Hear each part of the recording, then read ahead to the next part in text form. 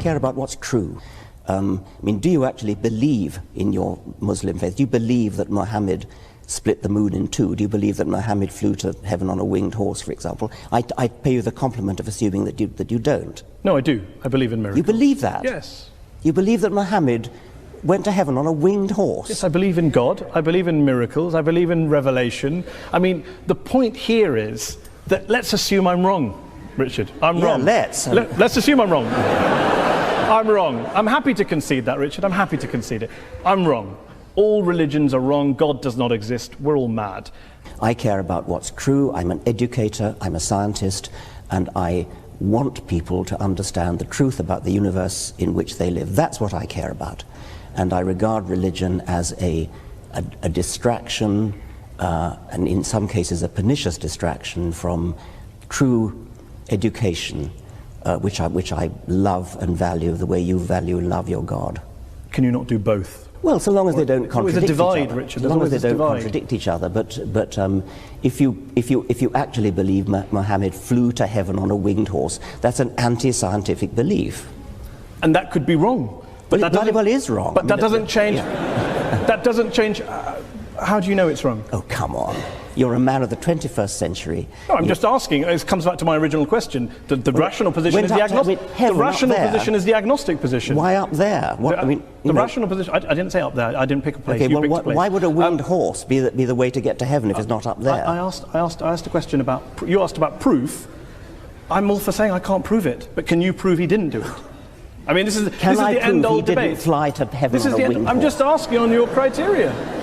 I'm just asking on No, your I criteria. can't prove it, and I can't prove it wasn't a golden unicorn. But I'm fascinated that you're rather talk about what animals the Prophet may or may not have used 1400 years ago, rather than talk about what Muslims or Islam is doing in the world today, good or bad. Well, that seems to be the distraction. If anyone's distracted, it seems to be you. Well, that's your view. I'm fascinated by how somebody, a respected, sophisticated journalist in the 21st century, can believe that a prophet flew to heaven on a winged horse. Let me ask you this. Are all people who hold beliefs in God and in miracles and the supernatural, do you regard them all as intellectually inferior to you? I regard those beliefs as intellectual nonsense. I don't regard the individuals as intellectually inferior to me, because many of them palpably are not. A personal question from me.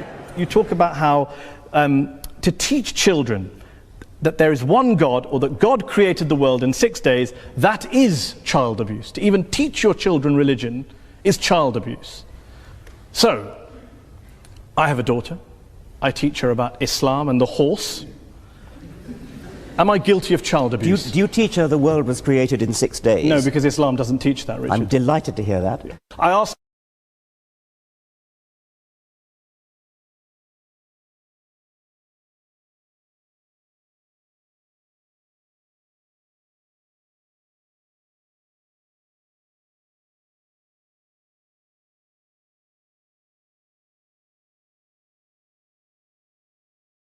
Okay, let's open it up to the audience. We've been talking about God, evil, war, terrorism, bringing up your children, living a good life, religion and happiness, science versus religion.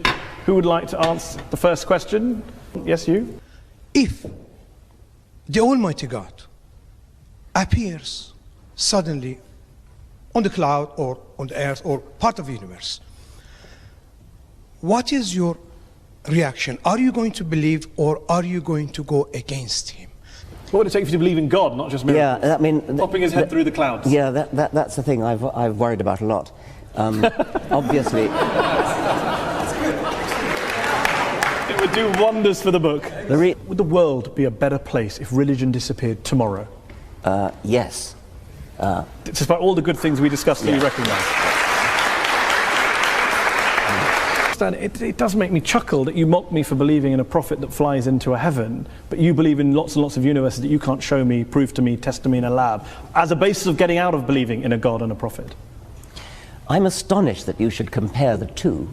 I'm comparing the lack of evidence for the two. Well, you cannot use your own intuitive common sense in order to diss physics. I mean, if you could do that, we wouldn't need physicists. I mean, they are very sophisticated people. They do mathematics. But there are physicists like Paul Davies who have dissed the multiverse theory as being nonsense.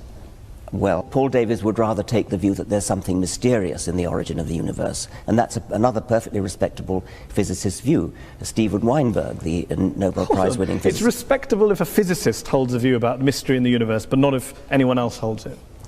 If we're talking about the origin of the universe, that is a problem in physics, yes. Let's end with a couple of quick questions. If, as Christopher Hitchens, the late Christopher Hitchens wrote, religion is ineradicable, and as you put it, harder to get rid of than smallpox, doesn't this basically mean that whatever motivations you have, no matter how passionately you're driven and love for the truth, you are essentially wasting your time? I would never admit to wasting my time trying to propagate the truth, and I think I can claim a modicum of success with the people that I've read my books, the people who've attended my lectures. It's a doctrine of despair to say that we're stuck with religion for all eternity. The religions of ancient Greece and ancient Rome and the Vikings are all dead. Nobody believes in Jupiter or Thor anymore. And I have great hopes that the same is going to be true of the God of Abraham.